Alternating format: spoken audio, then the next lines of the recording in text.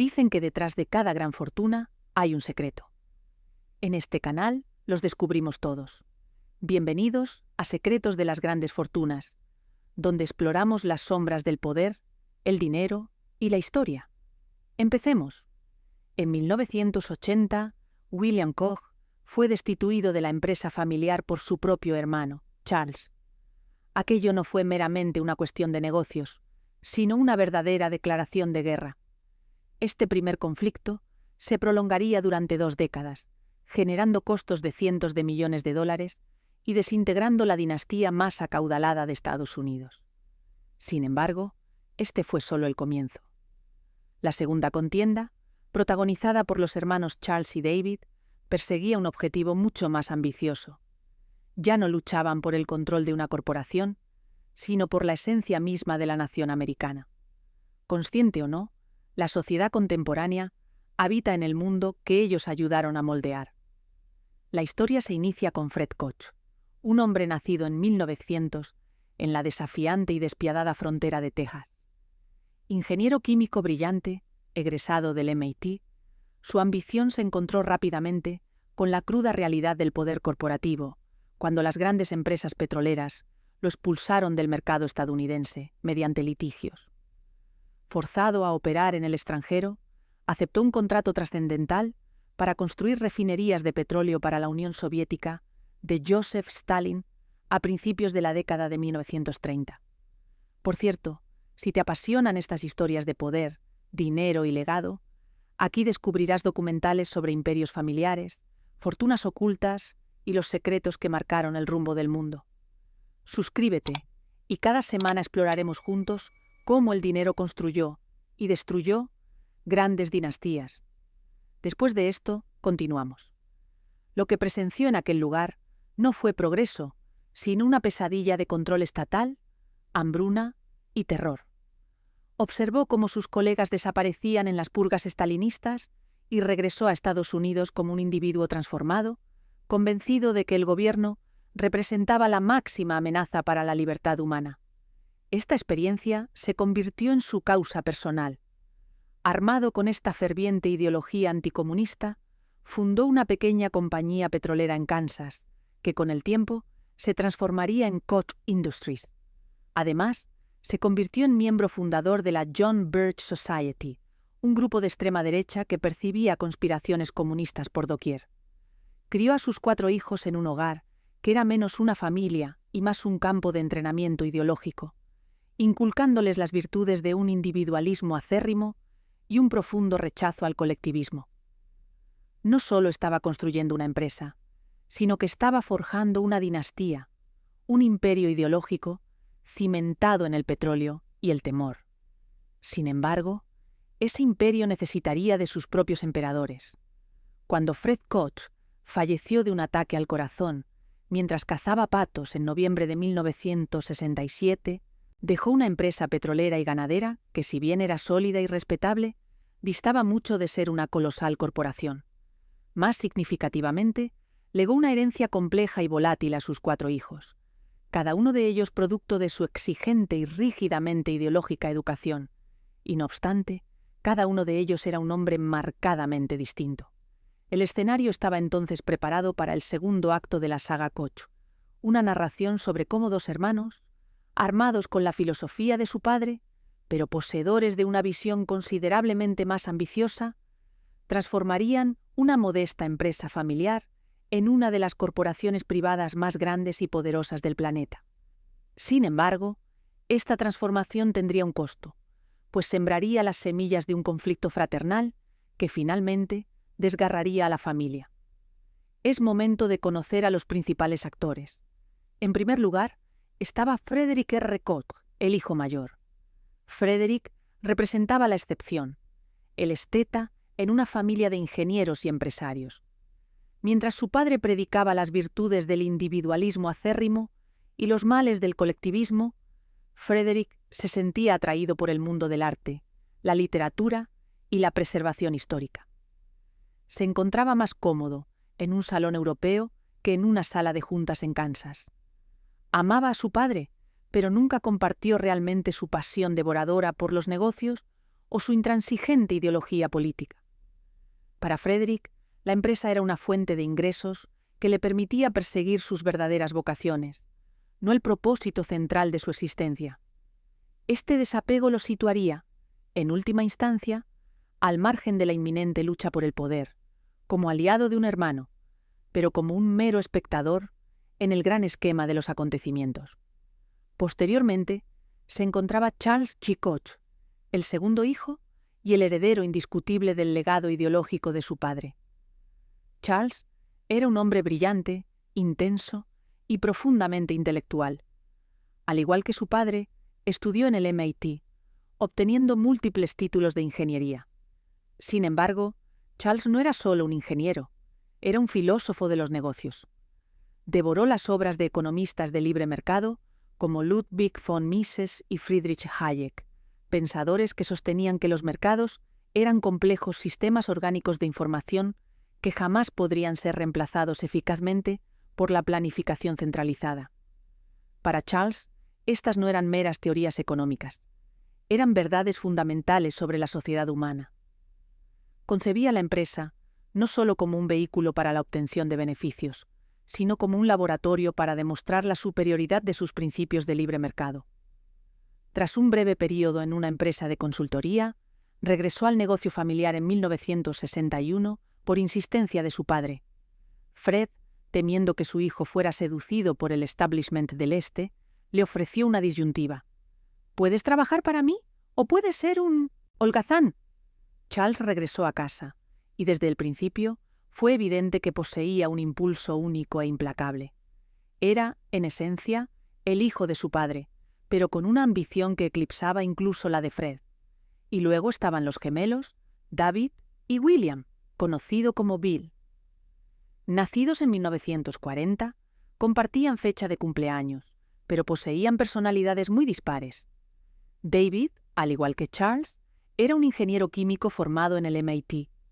Era alto, carismático y sociable, el más orientado al ámbito público de los dos hermanos con mayor influencia. Se unió a la empresa en 1970 y se convirtió en el socio ideal para su hermano mayor, más introvertido y cerebral.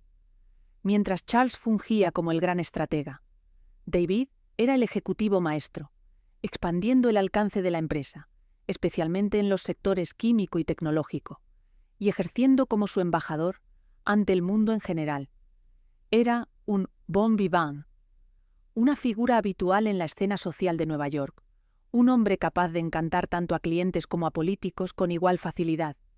Su gemelo, Bill, representaba una historia diferente. Bill también se graduó del MIT, obteniendo 3 títulos, incluido un doctorado en ingeniería química. Era tan inteligente como sus hermanos, pero a la vez era más volátil, más emocional y profundamente competitivo. Sentía que vivía constantemente a la sombra de su gemelo, David, y de su poderoso hermano mayor, Charles. Se incorporó al negocio familiar y dirigió un segmento de sus operaciones, pero percibía que sus ideas eran a menudo desestimadas y sus contribuciones infravaloradas. Se sentía irritado bajo el control absoluto de Charles, creyendo que la empresa debería ser gestionada de manera más democrática, con los 4 hermanos teniendo igual voz. Este resentimiento latente, esta sensación de ser el hermano ignorado, se convertiría en la chispa que finalmente encendería una guerra familiar en toda regla. Tras la muerte de Fred Koch, el plan inicial contemplaba que los hermanos trabajaran de manera conjunta. Sin embargo, fue Charles quien de forma inmediata y decisiva asumió las riendas como presidente y director ejecutivo, CEO, en 1967. No tenía interés en mantener el status quo, concebía la empresa de su padre como el cimiento sobre el cual construir un imperio global. Para lograrlo, comenzó a desarrollar e implementar una filosofía de gestión radical a la que denominó Gestión basada en el mercado o MBM. Esto no era simplemente un conjunto de directrices corporativas, era una visión integral del mundo, una aplicación directa de la economía de Hayek y Mises a una estructura corporativa. Representaba la gran síntesis de todo aquello en lo que Charles creía. Charles no aspiraba a dirigir una empresa, Su propósito era construir un ecosistema. La denominó gestión basada en el mercado, y la idea, aunque brutal, era brillante. Su visión se centraba en el valor a largo plazo, sin importar el coste a corto plazo. No contrataba por los currículums, sino por el carácter, por lo que él designaba como virtud y talento. Buscaba una empresa de empresarios con principios, pero su concepto más radical radicaba en cómo funcionaba el conocimiento.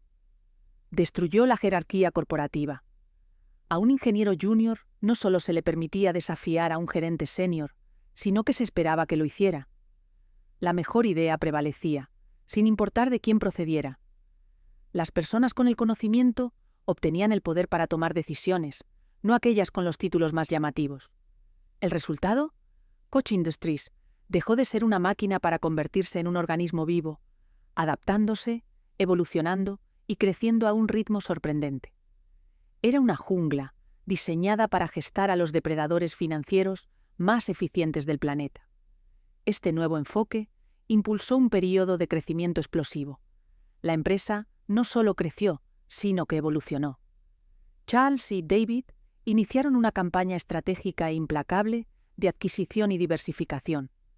Reinvirtieron hasta el 90% de las ganancias de la empresa en el negocio, una práctica que permitió un crecimiento compuesto a una escala asombrosa. En 1969 adquirieron la refinería de Pine Bend en Minnesota, una instalación que entonces se consideraba un activo de segunda categoría. Aplicando los principios de la MBM, revisaron sus operaciones, empoderaron a sus trabajadores para innovar y la transformaron en una de las refinerías más eficientes y rentables de América del Norte. Se adentraron más profundamente en la infraestructura energética, adquiriendo miles de kilómetros de oleoductos que formaban las arterias de su creciente imperio. Se integraron verticalmente, controlando el proceso desde el pozo de extracción hasta el surtidor de gasolina. Se expandieron agresivamente en productos químicos, fertilizantes, minerales y ganadería. El objetivo era crear una red de negocios que se reforzaran mutuamente, un conglomerado diversificado que no dependiera únicamente del volátil precio del petróleo crudo. A finales de la década de 1970, Koch Industries ya no era simplemente la empresa de Fred Koch, sino un gigante en expansión, multifacético e inmensamente rentable, cuyo valor se disparaba. No obstante, a medida que el imperio crecía, también se profundizaban las fisuras dentro de la familia fundadora. La misma filosofía que los hacía a todos extraordinariamente ricos era también la raíz de su conflicto más profundo. Para Bill Koch, la MBM no representaba un marco brillante para el florecimiento humano, sino un culto a la personalidad centrado en Charles. No veía a su hermano como un rey filósofo, sino como un autócrata que utilizaba una jerga compleja para justificar su control absoluto. Bill tenía sus propias concepciones sobre cómo dirigir el negocio. Era más bien un negociador arriesgado y audaz, deseoso de emprender empresas de alto riesgo y alta recompensa. Quería que Koch Industries realizara movimientos audaces que acapararan titulares, para asemejarse más a los agresivos depredadores corporativos que comenzaban a definir la década de 1980. Percibía el enfoque impulsado por la MBM de Charles, con su énfasis en la creación constante de valor incremental a largo plazo, como demasiado lento, excesivamente cauteloso y excesivamente aburrido. La tensión no era únicamente filosófica, sino profundamente personal. En la sala de juntas, Bill sentía que sus propuestas eran sistemáticamente rechazadas, no por sus méritos, sino porque no encajaban perfectamente en el rígido marco de la MBM de Charles. Percibía que Charles y David formaban una alianza inquebrantable, un bloque de votación de dos hombres que dejaba su propia posición y la de su hermano mayor Frederick prácticamente sin sentido. Cuando presentaba un acuerdo, Charles replicaba con un denso argumento impregnado de la MBM, explicando por qué aquello constituía una violación de sus principios fundamentales. Para Bill, se sentía como un discurso condescendiente. Para Charles, Bill era un subordinado impulsivo que simplemente no comprendía, o no quería comprender, el sofisticado sistema que era la fuente de su éxito. Las discusiones se hicieron más frecuentes y acaloradas. La sala de juntas se transformó en un campo de batalla. Fue un choque entre dos egos poderosos, brillantes y completamente incompatibles. Frederick, por su parte, se mantuvo en gran medida al margen de la disputa. Sin embargo, sus simpatías estaban con Bill. No le agradaba la cultura corporativa que Charles estaba construyendo, y sentía, al igual que Bill, que su propia influencia como accionista principal estaba siendo marginada. Veía a Charles y David como adictos al trabajo que habían sacrificado todo por la empresa y no deseaba ser parte de ello. Su apoyo a Bill, por pasivo que fuera, creó una clara división. Por un lado estaban Charles y David, los constructores del imperio, y por el otro, Bill y Frederick, los herederos descontentos. El punto de inflexión se produjo a finales de la década de 1970. Bill se convenció de que Charles no solo lo superaba en la gestión, sino que estaba tramando activamente diluir el poder de él y de Frederick y acaparar los enormes beneficios de la empresa. Sospechaba de la contabilidad, de los precios de transferencia entre divisiones y de la forma en que Charles valoraba las acciones de la empresa. Decidió que ya no podía luchar desde dentro y que debía tomar el control. Así, en secreto, Bill comenzó a planear un golpe en la junta directiva. Fue un movimiento de asombrosa audacia, un intento de arrebatar el control de la dinastía familiar al hombre que se consideraba su legítimo gobernante. En silencio, comenzó a atraer a otros miembros de la junta y accionistas clave, argumentando que el liderazgo de Charles era demasiado autocrático y su estilo de gestión demasiado insular. Su plan consistía en reunir una coalición mayoritaria que votaría para destituir a Charles como CEO e instalar un nuevo equipo de liderazgo, presumiblemente encabezado por él mismo. Sin embargo, Koch Industries, bajo la dirección de Charles, no era un lugar donde los secretos perduraran mucho tiempo. Los principios de intercambio de conocimientos de la MBM, diseñados para fomentar la comunicación abierta, también crearon una red de inteligencia altamente efectiva. La noticia de las maniobras de Bill llegó a Charles, y la respuesta de éste no fue emocional ni explosiva. Fue rápida, fría y decisiva. En 1980, antes de que Bill pudiera ejecutar completamente su plan, Charles lo confrontó. El enfrentamiento fue brutal. Charles acusó a Bill de deslealtad, de intentar destruir la misma empresa que su padre había construido. Bill, por su parte, acusó a Charles de ser un tirano que trataba a sus propios hermanos como empleados desobedientes. No hubo reconciliación. Para Charles, esta representó la traición definitiva, una violación de la confianza e integridad que supuestamente eran fundamentales en su filosofía de gestión. El resultado fue inmediato e intransigente. Bill Koch fue despedido de Koch Industries. La destitución de un hermano, y nada menos que un gemelo, envió una onda de choque a través de la familia. Los desacuerdos privados se habían transformado entonces en una declaración de guerra abierta. La situación se volvió insostenible con Bill fuera, activamente hostil, y Frederick apoyándolo. Los 4 hermanos ya no podían coexistir como propietarios de la empresa. Un divorcio empresarial se hizo necesario. Charles y David decidieron que la única forma de asegurar el futuro de la compañía y su control sobre ella era comprar las acciones de sus hermanos disidentes. Lo que siguió fue una negociación tensa y agria para fijar el precio de una 1/4 parte de una de las empresas privadas más grandes y complejas del mundo. ¿Cómo se valora algo que no cotiza en bolsa? ¿Cómo se contabiliza el crecimiento futuro de la laberíntica red de oleoductos, refinerías y plantas químicas? Charles y David contrataron a bancos de inversión, incluyendo Goldman Sachs, para realizar una valoración.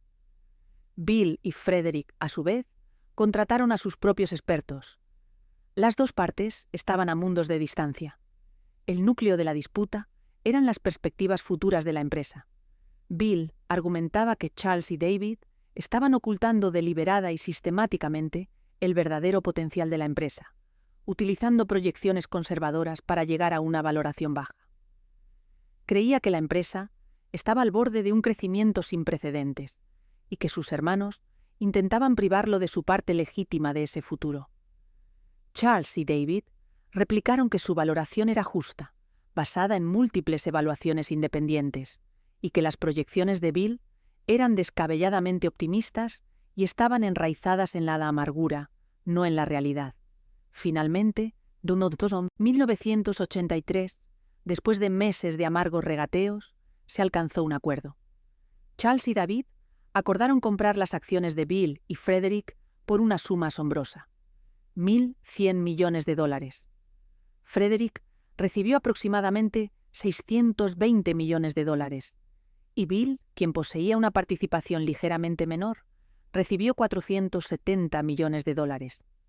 En valores actuales, aquello equivaldría a un pago de miles de millones de dólares. Para casi cualquier otra persona en el planeta, este habría sido el final de la historia. Un paracaídas dorado, de tamaño inimaginable. Un pasaje a una vida de lujo y paz. Sin embargo, para Bill Koch, la cuestión no se centraba en el dinero, sino en el principio. Se trataba de la convicción de que aún estaba siendo engañado, de que sus hermanos habían ganado, no mediante una estrategia superior, sino a través del engaño. Aceptó el dinero, pero nunca aceptó la paz. En 1983 se materializó un asombroso acuerdo de $1.100 millones para adquirir las acciones de Bill y Frederick. Se pretendía que fuera una ruptura limpia, un fin astronómicamente costoso para la disputa. No obstante, para Bill Koch, el dinero nunca fue el centro de la cuestión, sino el principio. Se sentía engañado, irrespetado y marginado. Por tanto, aunque aceptó el pago, jamás aceptó la paz. Aquel cheque de $1.000 millones no constituyó un acuerdo, sino un fondo de guerra, y Bill estaba a punto de utilizar ese capital para encender un fuego legal que consumiría cientos de millones de dólares, expondría públicamente los secretos de la familia más celosa de su privacidad en Estados Unidos, y se prolongaría durante las 2 décadas siguientes. Utilizando su capital recién adquirido, Bill fundó su propia compañía energética, Oxbow Corporation. Aquello representó un acto directo de desafío, una empresa concebida para demostrar que podía superar a Charles y David en su propio juego. Y tuvo éxito. Oxbow creció hasta convertirse en un conglomerado multimillonario por derecho propio, con intereses en carbón, gas natural y acero. No obstante, el éxito empresarial hizo poco para apaciguar su ira. La sensación de haber sido engañado, de que sus hermanos supuestamente le habían robado su herencia legítima, al infravalorar la empresa Koch Industries, se convirtió en una obsesión. Contrató a un equipo de abogados, contadores forenses e investigadores privados para indagar en cada rincón del negocio de sus hermanos. Buscaba una pistola humeante, cualquier prueba que corroborara sus sospechas de fraude. En 1985, 2 años después de la compraventa, Bill lanzó su ofensiva inicial. Presentó una demanda masiva contra Charles y David en un tribunal federal. La acusación principal era sencilla y devastadora.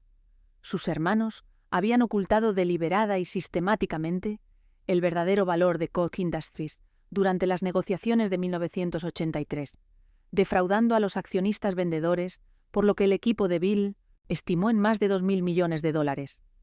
Esto no era una mera disputa comercial en el mundo profundamente ideológico de Charles Koch. Representaba una profunda traición para un hombre cuya filosofía entera se cimentaba en contratos privados, intercambio voluntario y mantener al gobierno al margen de los negocios. Que su propio hermano utilizara el sistema judicial federal para atacarlo era, en su opinión, la máxima hipocresía.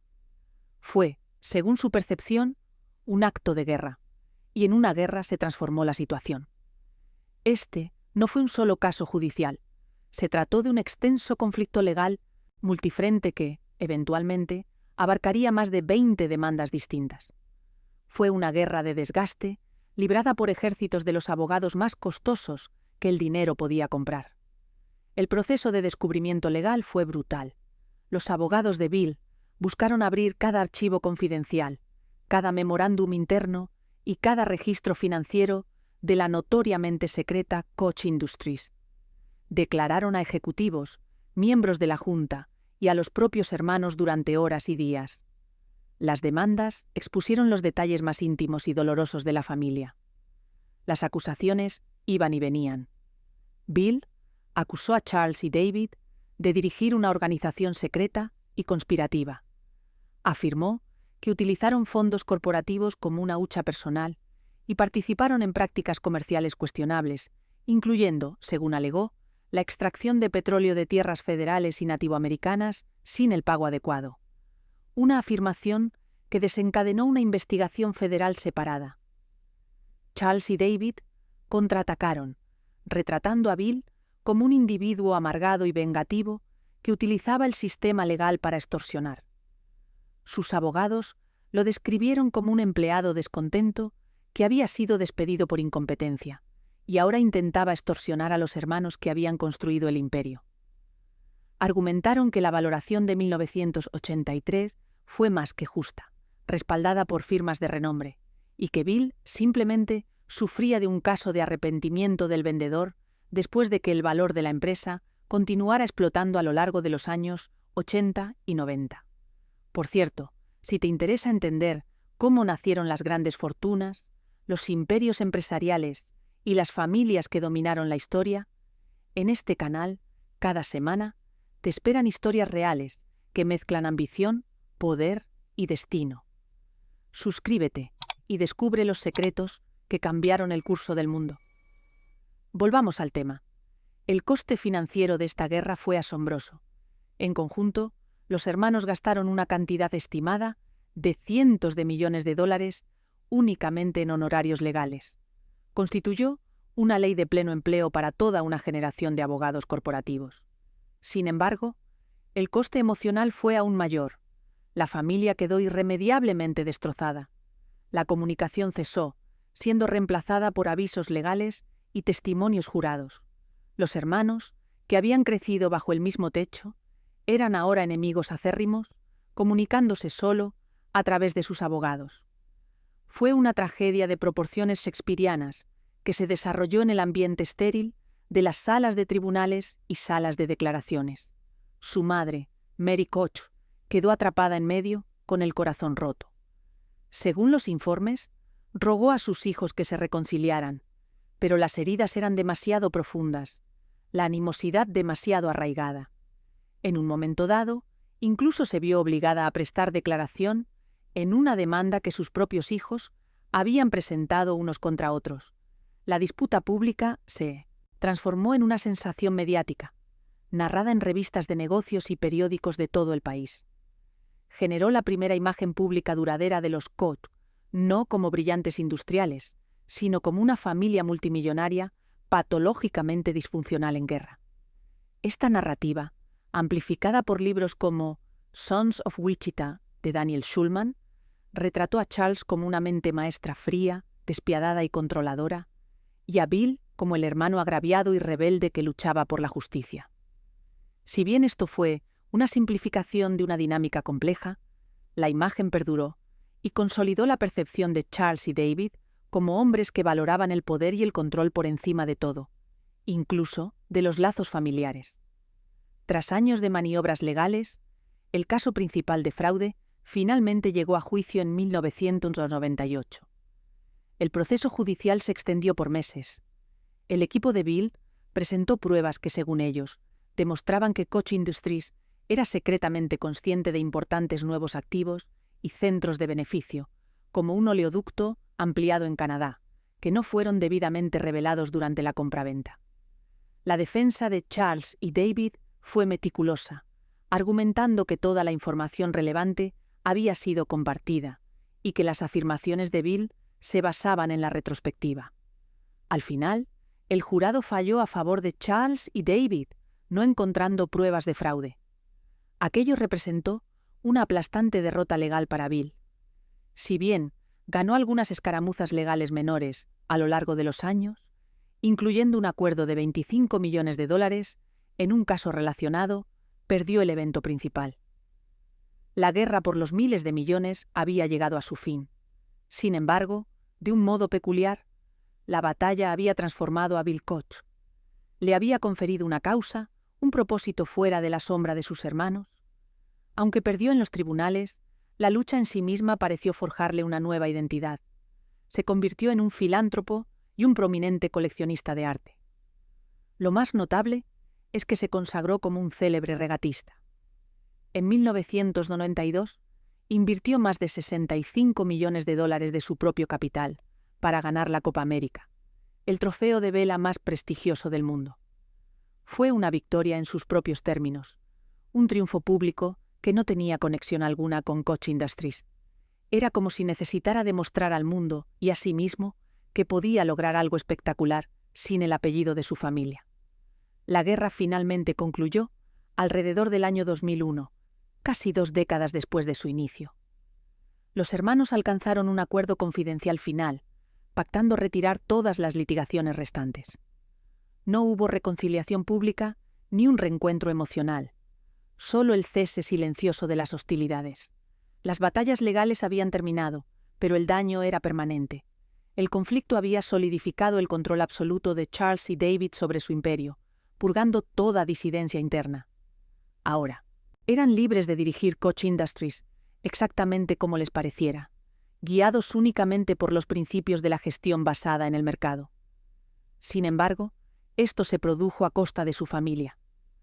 La saga reforzó su imagen pública como líderes intransigentes, dispuestos a sacrificar cualquier cosa, incluido el vínculo de la hermandad, por el bien de su negocio y su visión. La guerra privada había finalizado. Charles y David habían triunfado, consolidando un control absoluto sobre su imperio y erradicando toda disidencia interna. Convertidos en los amos indiscutibles de esta colosal maquinaria industrial, quedaron libres para dirigir su formidable atención hacia el exterior. Para ellos, los negocios nunca habían sido meramente una cuestión de dinero, sino la oportunidad de demostrar una filosofía. Así, emplearon los inmensos beneficios de su empresa y la ideología que su padre había predicado para iniciar una nueva guerra, no por el control de la familia, sino por la esencia misma de América. El fundamento de esta nueva contienda se hallaba en la misma ideología que Fred Koch había forjado en el crisol de la Rusia estalinista. Un profundo escepticismo sobre el poder del gobierno y una ferviente convicción en la virtud de los mercados libres. Sin embargo, Charles había refinado el crudo anticomunismo de su padre en un libertarismo más complejo e intelectualmente riguroso. Él creía que la gran mayoría de las funciones gubernamentales, desde la atención médica y la educación hasta la regulación ambiental y las redes de seguridad social, constituían una infracción injusta de la libertad individual y un lastre para la prosperidad económica. La sociedad, argumentaba, sería más libre, más rica y más innovadora si el Estado simplemente se retiraba. Charles ya se había inmerso en la política directa en una ocasión anterior y la experiencia le había proporcionado una valiosa lección. En 1980 se postuló para vicepresidente de los Estados Unidos con el Partido Libertario. La campaña resultó un fracaso espectacular, obteniendo poco más del 1% del voto popular. La lección era clara. Intentar construir un tercer partido desde cero era una tarea inútil. Resultaba mucho más efectivo influenciar y, en última instancia, capturar uno de los dos partidos principales desde dentro. Ya no buscaría ganar elecciones él mismo. En su lugar, edificaría una maquinaria para elegir a políticos que compartieran su visión del mundo. Esta maquinaria, que los críticos denominarían más tarde el Kochtopus, por sus extensos tentáculos interconectados, no se construyó de la noche a la mañana. Fue un proyecto paciente que abarcó décadas, un esfuerzo sistemático para remodelar la sociedad estadounidense desde sus cimientos. La estrategia destacaba por su exhaustividad, atacando simultáneamente en 3 frentes distintos: las ideas, las políticas y la política misma. Primero llegó la batalla de las ideas. Charles comprendía que la política deriva de la cultura y las ideas. Para transformar las políticas, era necesario primero alterar la forma en que las personas pensaban. A partir de la década de 1970, los Koch comenzaron a destinar millones de dólares a universidades, dotando cátedras y financiando centros académicos dedicados al estudio de la economía de libre mercado. Instituciones como el Mercatus Center y el Institute for Humane Studies en la Universidad George Mason se convirtieron en epicentros para desarrollar la munición intelectual de su causa.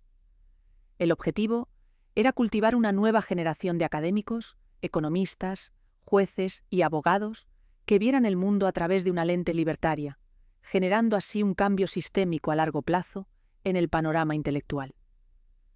Paralelamente a este proyecto académico, financiaron una red de tanques de pensamiento. Fueron instrumentales en la creación del Cato Institute en 1977, que se convertiría en uno de los tanques de pensamiento libertarios más prominentes del país. También se convirtieron en donantes importantes para instituciones conservadoras establecidas como la Heritage Foundation. La función de estas organizaciones era tomar las ideas abstractas desarrolladas en la academia y traducirlas en propuestas de políticas concretas y listas para implementar, artículos de opinión y borradores legislativos que pudieran ser entregados a políticos afines. El segundo frente fue el de las políticas. Armados con la legitimidad intelectual de sus aliados académicos y propuestas específicas de sus tanques de pensamiento, la Red Koch construyó una formidable presencia de cabildeo en Washington, D.C., y en las capitales estatales de todo el país. Gastaron generosamente para influir en la legislación, impulsando la desregulación, los recortes de impuestos y políticas favorables a sus intereses comerciales. Sin embargo, esto iba mucho más allá del cabildeo tradicional, basado en contribuciones monetarias. Esto condujo al tercer y más visible frente, la política. En 2004, los Koch fundaron su organización política insignia, Americans for Prosperity, AFP. La AFP representaba las fuerzas en el terreno, el ejército de base que llevaría la guerra ideológica de los Koch a cada rincón del país. No estaba estructurada como un grupo de Washington de arriba hacia abajo, sino como una federación nacional con capítulos en decenas de estados. La AFP emitiría millones de dólares en anuncios políticos, pero su verdadero poder residía en su capacidad para movilizar activistas. Organizaron mítines, trasladaron a partidarios en autobuses y proporcionaron puntos de discusión, aprovechando eficazmente la ira cruda del movimiento y dirigiéndola hacia los objetivos políticos de larga data de los Koch: luchar contra el gasto gubernamental, oponerse a la reforma sanitaria y exigir la desregulación. El poder total de esta maquinaria integrada se desató a finales de la década de 2000. En 2009, a raíz de la crisis financiera y la elección de Barack Obama, una nueva ira populista en la derecha comenzó a surgir: el movimiento Tea Party. La Red Koch no creó el Tea Party, pero percibió su potencial y rápidamente se movió para cooptarlo y profesionalizarlo. Proporcionaron la financiación, la estructura organizativa y el apoyo mediático que transformaron una serie de protestas dispersas en una fuerza política disciplinada. La AFP organizó mítines, trasladó a partidarios en autobuses y proporcionó puntos de discusión, aprovechando eficazmente la ira bruta del movimiento y dirigiéndola hacia los objetivos políticos de larga data de los Koch: luchar contra el gasto gubernamental, oponerse a la reforma sanitaria y exigir la desregulación. El resultado fue un terremoto político. En las elecciones de mitad de mandato de 2010, la ola del Tea Party llevó a decenas de conservadores de línea dura a ocupar cargos, otorgando a los republicanos el control de la Cámara de Representantes y cambiando fundamentalmente el centro de gravedad del partido hacia la derecha. Con sus aliados en el poder, la Red Koch libró una guerra contra las políticas insignia de la administración Obama. Su objetivo número uno fue la Ley de Atención Médica Asequible, conocida como Obamacare. Para ellos, la ASCA representaba el símbolo máximo de la extralimitación gubernamental. Desde 2009 hasta 2016, la red gastó cientos de millones de dólares en una campaña implacable para socavar y derogar la ley, una guerra política que amenazaba directamente la seguridad sanitaria de millones de familias estadounidenses. La AFP publicó anuncios retratando la ley como una toma de control gubernamental de la atención médica, Organizó protestas y educó a los ciudadanos sobre sus supuestos males. Presionaron a sus políticos aliados, exigiéndoles que votaran a favor de la derogación una y otra vez. Simultáneamente, la red se involucró en otra campaña aún más controvertida, la lucha contra la regulación del cambio climático. Esta fue una batalla donde las convicciones ideológicas de los Koch y sus intereses comerciales se alinearon perfectamente. Koch Industries, con su vasta red de refinerías, oleoductos y plantas químicas, es uno de los mayores emisores industriales de dióxido de carbono en los Estados Unidos. Cualquier regulación seria, destinada a frenar los gases de efecto invernadero, como un impuesto al carbono o un sistema de comercio de emisiones, Cap and Trade, representaría una amenaza directa para sus resultados financieros. Durante décadas, la red Koch financió una red de tanques de pensamiento, grupos de defensa y científicos que trabajaron para sembrar dudas sobre la gravedad del cambio climático. Una campaña cuyas consecuencias ahora dan forma al mundo que se habita. Desde olas de calor récord hasta la intensidad de las tormentas que azotan las costas. Organizaciones como el Koch Institute y el Competitive Enterprise Institute publicaron estudios cuestionando los modelos climáticos y enfatizando los costos de la regulación.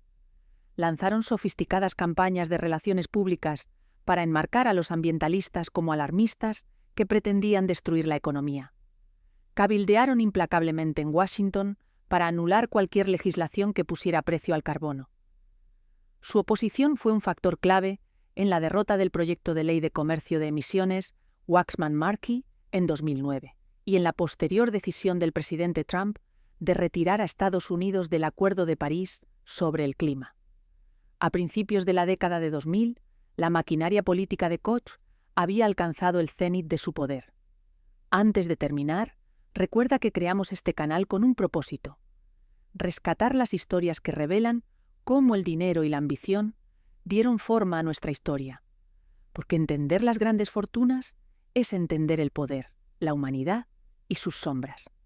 Suscríbete y forma parte de esta comunidad que ama descubrir los secretos del pasado. Retomemos desde aquí. A través de sus cumbres semianuales, secretas de donantes, Charles y David coordinaban una red de cientos de conservadores adinerados, dirigiendo cientos de millones de dólares por ciclo electoral hacia sus causas y candidatos preferidos. Habían construido una infraestructura política e ideológica privada que rivalizaba y, en algunos aspectos, superaba al propio Partido Republicano oficial. Habían fusionado con éxito su imperio corporativo con una cruzada política, creando una fuerza que no solo podía influir en las elecciones, sino que también podía moldear las propias leyes e ideas que rigen la nación. Los hijos del cruzado anticomunista de Kansas se habían convertido en los arquitectos de su propia revolución política. Sin embargo, su mismo éxito generó una fuerte reacción en contra. A medida que su influencia remodelaba el Partido Republicano, detenía la legislación ambiental y libraba una guerra contra la ley de atención médica asequible. Periodistas y grupos de vigilancia comenzaron a plantear una pregunta crítica. ¿De dónde provenía todo este dinero? La respuesta encendería uno de los debates políticos más explosivos de la era moderna y vincularía para siempre el nombre Koch al controvertido concepto de dinero oscuro. El secreto del poder financiero de la red residía en su ingenioso uso del código fiscal estadounidense. Si bien operaban super PACs que tenían que revelar a sus donantes, el corazón de su operación era una colección de organizaciones sin fines de lucro, siendo la más notable su grupo insignia, Americans for Prosperity. Estos grupos están clasificados como organizaciones de bienestar social, 501c. 4. Según la ley, se les permite participar en la defensa política y la educación sobre temas. Sin embargo, a diferencia de las campañas políticas oficiales, no se les exige revelar públicamente los nombres de sus donantes. Este era el motor de la máquina Koch. A través de sus exclusivas cumbres semianuales de donantes, Charles y David reunían a cientos de los conservadores más acaudalados del país. Estos donantes podían entonces extender enormes cheques de 7 u 8 cifras a las organizaciones sin fines de lucro de la red, manteniendo sus identidades completamente protegidas de la vista pública. Esta vasta reserva de dinero no rastreable, conocido como dinero oscuro, se utilizaba luego para financiar los anuncios, mítines y campañas de base que moldeaban las elecciones en todo el país. Para sus críticos, esto era una perversión de la democracia. Argumentaban que los Koch habían creado un partido en la sombra, una maquinaria política que no rendía cuentas a nadie más que a sus ricos benefactores anónimos. Permitía a multimillonarios y corporaciones inundar secretamente el sistema político con dinero en efectivo, ahogando las voces de los ciudadanos comunes y doblando el proceso político para servir a sus propios intereses financieros e ideológicos. Esta crítica fue articulada de manera más poderosa en el innovador libro de Jane Mayer de 2016, Dark Money: The Hidden History of the Billionaires Behind the Rise of the Radical Right, que colocó a los hermanos Koch en el centro de la red secreta. Los Koch y sus aliados defendieron enérgicamente sus métodos, argumentando que la privacidad de los donantes era esencial para proteger a las personas del acoso político y representaba una forma de libertad de expresión. No obstante, la etiqueta de dinero oscuro se mantuvo, vinculando para siempre su proyecto político con el secretismo y la subversión de la transparencia. La influencia de la red alcanzó su punto máximo durante los años de la administración Obama y se mantuvo hasta la administración Trump. En el ciclo electoral de 2012, la red se comprometió a gastar $400 millones para derrotar a Barack Obama, una suma que rivalizaba con el gasto del Partido Republicano oficial. Y aunque fracasaron en ese objetivo, sus esfuerzos lograron inclinar todo el debate político hacia la derecha. Su mayor victoria legislativa llegó en 2017 con la aprobación de la Ley de Recortes Fiscales y Empleos. La ley, una pieza central de la agenda de la administración Trump, redujo drásticamente la tasa del impuesto de sociedades del 35% al 21%. Fue la culminación de décadas de defensa por parte de la red Koch. Para ellos, representó un triunfo de los principios de libre mercado. Para sus críticos, fue la prueba definitiva de su agenda impulsada por los intereses comerciales. La red había gastado miles de millones de dólares en política, y a cambio, su empresa insignia, Koch Industries, se ahorraría miles de millones en impuestos. No obstante, a medida que su influencia política se convertía en un tema de debate nacional, una imagen más compleja de los hermanos comenzó a surgir, particularmente de David Koch. Aunque fue coarquitecto de esta implacable maquinaria política, fue simultáneamente uno de los filántropos más prolíficos del país. Después de sobrevivir a una batalla contra el cáncer de próstata, donó cientos de millones de dólares a la investigación del cáncer y a hospitales, incluyendo donaciones masivas al MIT y al New York Presbyterian Hospital. También fue un apasionado mecenas de las artes, donando más de 100 millones de dólares para renovar el New York State Theater del Lincoln Center, ahora conocido como el David A. Koch Theater, y contribuyendo generosamente al Museo Americano de Historia Natural. Esto generó una contradicción chocante. ¿Cómo podía un hombre que aportó tanto para salvar vidas y enriquecer la cultura ser también el rostro público de una red política que luchó incansablemente contra las regulaciones ambientales diseñadas para proteger la salud pública y combatir el cambio climático? Esta paradoja es central en su legado. Un hombre que utilizó una parte de su fortuna para financiar hospitales y otra para combatir a las propias agencias gubernamentales encargadas de mantener la limpieza del aire y el agua. Fue una contradicción que sus críticos tildaron de hipocresía, pero que sus partidarios vieron como una aplicación coherente de su filosofía libertaria.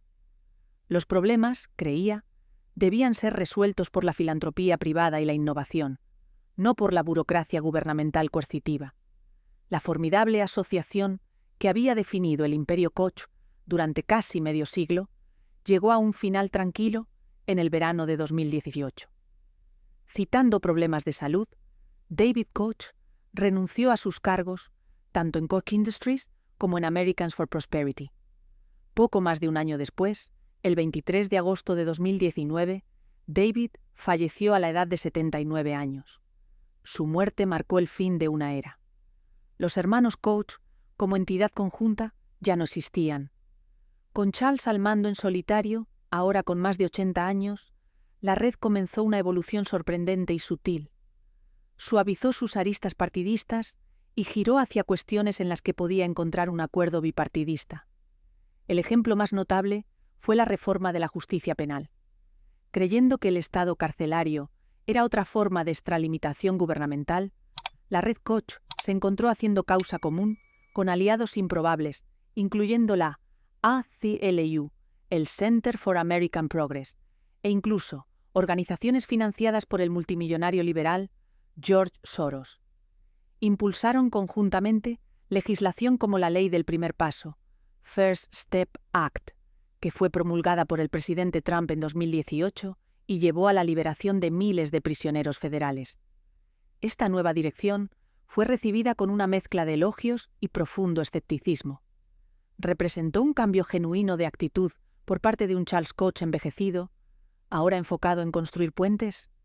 ¿O fue simplemente un rebranding pragmático, un movimiento estratégico para encontrar nuevas palancas de influencia en una nación profundamente polarizada? La historia de los Koch no ha concluido.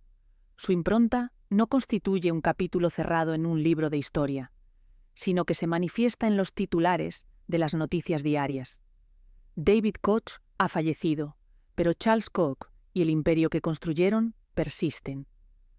La maquinaria política que invirtieron miles de millones en crear sigue operativa, sigue ejerciendo presión, sigue modelando las leyes y sigue alimentando guerras culturales. Lograron lanzar una revolución, y la verdadera huella que han dejado radica en el hecho de que, de una forma u otra, la sociedad actual habita en el mundo que esa revolución creó. Su contienda por el alma de América prosigue, y el campo de batalla es el futuro,